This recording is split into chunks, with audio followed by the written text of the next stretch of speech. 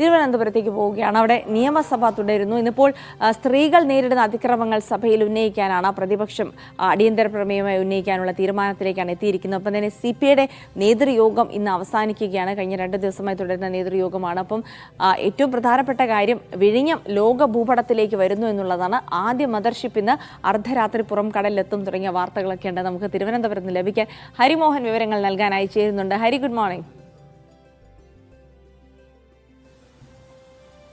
Jilsy, very good morning.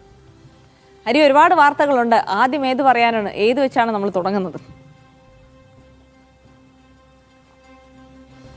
അതുപോലെ തന്നെ നിയമസഭ തന്നെയായിരിക്കും ഏറ്റവും പ്രധാനപ്പെട്ട വാർത്ത. കാരണം 2 പ്രധാന കാര്യങ്ങൾ നിയമസഭയിലേക്ക് വരുന്നുണ്ട് എന്നുള്ളതാണ്. ഒന്ന്, ജിൽസി സൂചിപ്പിച്ചതുപോലെ തന്നെ സ്ത്രീകൾക്കെതിരായിട്ടുള്ള അതിക്രമങ്ങൾ നിയമസഭയിൽ ഇന്ന് പ്രതിപക്ഷം ഉയർത്തും. അടിയന്തര പ്രമേയമായിട്ടായിരിക്കും ഉയർത്തുക. അതുകൊണ്ട് തന്നെ അതൊരു വളരെ പ്രധാനപ്പെട്ട വിഷയമാണ്. ഈ സമീപകാലത്തൊക്കെ തന്നെ സംസ്ഥാനത്ത് ഉടനീളം ഇത്തരത്തിൽ സ്ത്രീകൾക്കെതിരായിട്ടുള്ള അതിക്രമങ്ങൾ റിപ്പോർട്ട് ചെയ്യപ്പെടുന്നുണ്ടായിരുന്നു. അപ്പോൾ അക്കാര്യങ്ങളൊക്കെ ഉയർത്തിപ്പിടിച്ചുകൊണ്ടായിരിക്കും ഒരു അടിയന്തര പ്രമേയം ഇന്ന് പ്രതിപക്ഷം നിയമസഭയിൽ അവതരിപ്പിക്കുക. മറ്റൊന്ന്, നമുക്കറിയാം, ഈ ലോക്സഭാ തെരഞ്ഞെടുപ്പ് കഴിഞ്ഞതോടുകൂടി സർക്കാർ ഏറ്റവും അധികം വിമർശനം കേട്ട ഒന്നാണ് ക്ഷേമ പെൻഷൻ അടക്കമുള്ള സർക്കാർ ആനുകൂല്യങ്ങളുടെ കാര്യത്തിൽ വന്നിട്ടുള്ള വീഴ്ച, അല്ലെങ്കിൽ വിതരണം ചെയ്യുന്നതിൽ വന്നിട്ടുള്ള വീഴ്ച. അപ്പോൾ ഈ വീഴ്ചകളൊക്കെ തന്നെ പല CPM ജില്ലാ കമ്മിറ്റികൾ അടക്കം തെരഞ്ഞെടുപ്പ് അവലോകനത്തിൽ വിലയിരുത്തലിലൊക്കെ തന്നെ സർക്കാരിനെതിരെ ഉന്നയിച്ചിരുന്നു. പരാജയത്തിന്റെ ഒരു പ്രധാനപ്പെട്ട കാരണം അതാണ് എന്നുള്ള ഒരു വിലയിരുത്തലൊക്കെ തന്നെ പല കോണുകളിൽ നിന്നായി വന്നിരുന്നു. അതുകൊണ്ട് തന്നെ ഈ കുടിശ്ശിക വന്നിട്ടുള്ള സർക്കാർ ആനുകൂല്യങ്ങളുടെ അല്ലെങ്കിൽ കുടിശ്ശിക വന്നിട്ടുള്ള സർക്കാർ ആനുകൂല്യങ്ങൾ വിതരണം ചെയ്യുന്നതുമായി ബന്ധപ്പെട്ടുകൊണ്ട് മുഖ്യമന്ത്രി പിണറായി വിജയൻ ചട്ടം 300 പ്രകാരം ഒരു പ്രസ്താവന ഇന്നിപ്പോൾ നിയമസഭയിൽ നടത്തും. അപ്പോൾ അത് കുടിശ്ശിക വിതരണം ചെയ്യുന്നതുമായി ബന്ധപ്പെട്ട കാര്യങ്ങൾ ഇന്നൊരു തീരുമാനമാകും എന്നുള്ളതായിരിക്കും ഒരുപക്ഷെ ഉദ്ദേശിച്ചിട്ടുണ്ടാവുക. മറ്റൊന്ന്, ധനബില്ലുമായി ബന്ധപ്പെട്ട ചർച്ചകളും സഭയിൽ ഇന്നിപ്പോൾ നടക്കുന്നുണ്ട്. മറ്റൊന്ന്, ജിൽസി സൂചിപ്പിച്ചതുപോലെ CPIയുടെ നേതൃയോഗമാണ്. CPI സംസ്ഥാന കൗൺസിൽ ഇന്നും തുടരുമെന്നുള്ളതാണ് മറ്റൊരു പ്രധാനപ്പെട്ട വാർത്ത. അതിൽ എടുത്തു കാണേണ്ടുന്ന ഒരു കാര്യം, ഇന്നലെയും സംസ്ഥാന കൗൺസിൽ ഉണ്ടായിരുന്നു. അപ്പോൾ ഇന്നലെ ചേർന്ന സമയത്ത് ഈ മന്ത്രിമാരുമായി ബന്ധപ്പെട്ടുകൊണ്ട് ഒരു പ്രധാനപ്പെട്ട വിമർശനം CPI സംസ്ഥാന കൗൺസിലിൽ ഉയർന്നിരുന്നു. അതായത് 4 മന്ത്രിമാരാണ് CPIക്കുള്ളതെന്ന് നമുക്കറിയാം.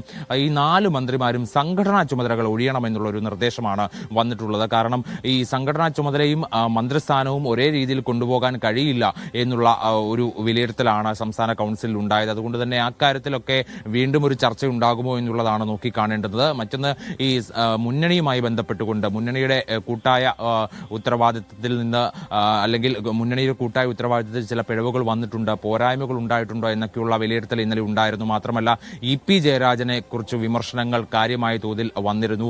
മുന്നണി കൺവീനർ സ്ഥാനത്തിരിക്കാൻ ജയരാജൻ യോഗ്യനല്ല എന്നുള്ള രീതിയിൽ വരെ വിമർശനങ്ങൾ വന്നിരുന്നു. അപ്പോൾ അതിന് തുടർച്ചയായിക്കൊണ്ട് ഇന്നിപ്പോൾ സംസ്ഥാന കൗൺസിലിൽ എന്തൊക്കെ വിമർശനങ്ങളാണ് വരുന്നത് എന്ന് നോക്കിക്കാണാം. പക്ഷേ എടുത്തു പറയേണ്ടുന്ന ഒരു കാര്യം, മുമ്പ് ജില്ലാ കമ്മിറ്റികൾ ഉയർത്തിയിട്ടുള്ള അത്ര തീവ്രതയിൽ വിമർശനങ്ങൾ സംസ്ഥാന കൗൺസിലിൽ വന്നിട്ടില്ല എന്നുള്ളതാണ്.